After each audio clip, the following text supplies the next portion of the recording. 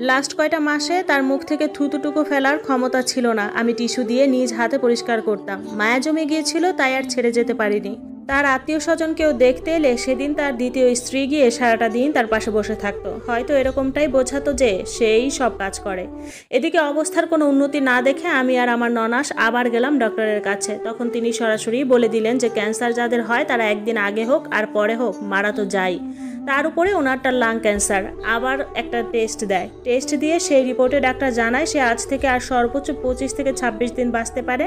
তার ঠিক একটা দিন বেশিও হবে না। সেদিন আমার চিৎকারে হাসপাতালে সব মানুষ জড়ো হয়েছিল।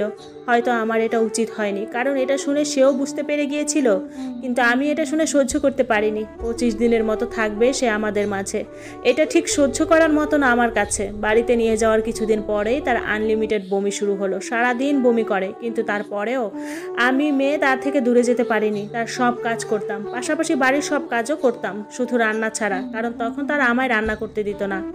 এমন কোনো রাত নেই যে আমার চোখের পানি ছাড়া কাটতো। যখন আমার স্বামী তার সঠিক স্ত্রীকে চিনতে পেরেছেন তখন হয়তো আর সময় ছিল না।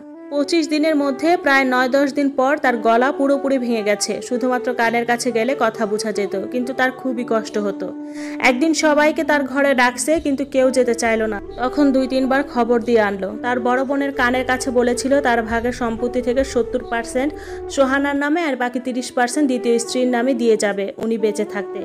কিন্তু নাম পড়ে গেল আমার। আমি নাকি সারা রাত দিন আমার স্বামীর কান পড়িয়ে এগুলা শিখিয়েছি। অমানুষ সারা জীবন অমানুষই থেকে যায়। এরকম পরিস্থিতিতে সে সবার সামনে আমার মেয়ের হাতগুলি ধরে টেনে ঘরের বাইরে নিয়ে ফেলে আসে। সে কেন সোহানাকে 70% দিতে বলল? আমি সবার অবস্থা দেখে উল্টা তার পায়ে ধরে বললাম, আপনি কেন কষ্ট করে কথা বলতেছেন? আমি আর সোহানা কখনো এগুলো চাইনি, আর চাইবও না।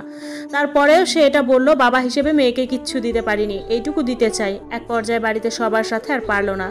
তখন তার চোখ দিয়ে শুধু পানিই পড়ছে। বলতে বলতে 25 দিন থেকে 15টা দিনই চলে গেল। বিন্দু মাত্র ঘুমাতে পারি না রাতে, কারণ আমার স্বামী এখন এসে আমার সন্তানকে আর আমাকে যতটা ভালো জেনেছে, এইটুকু হয়তো আগে আমাদের ভাগ্যে ছিল না। আগে আমার সাথে অনেক অন্যায় করলেও তার থেকে মায়া জিনিসটা কাটিয়ে উঠতে পারিনি। কিন্তু ডক্টর যেখানে সময় দিয়েছিল 25 দিন, সেখানে 21 দিনের বেলায় তার অবস্থা অনেক খারাপ। সারাদিন শ্বাসের শব্দ অনেক জোরে জোরে, আর এতদিন তরল জাতীয় একটু খাবার খেত, আর আজ পানিটুকু পর্যন্ত গিলতে পারছে না।